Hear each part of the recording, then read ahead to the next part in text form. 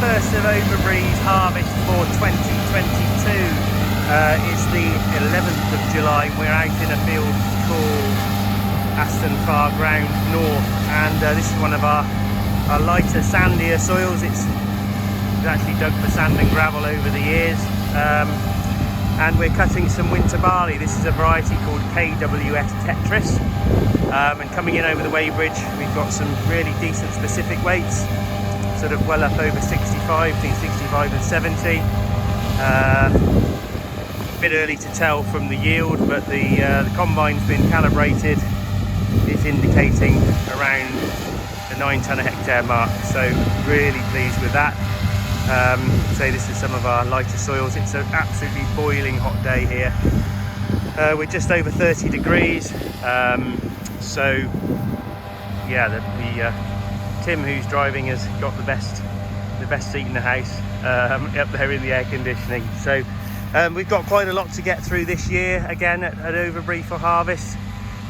We've got winter barley, oilseed rape, wheat, spring barley, we've got some winter linseed, we've got some quinoa, and we've got some winter beans, we've got some heritage wheat, both winter and spring.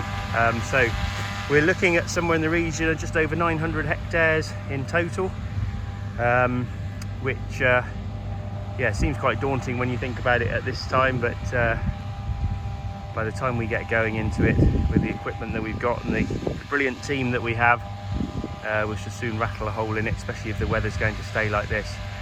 We're chopping the straw, as you can see, so ploughing that organic matter.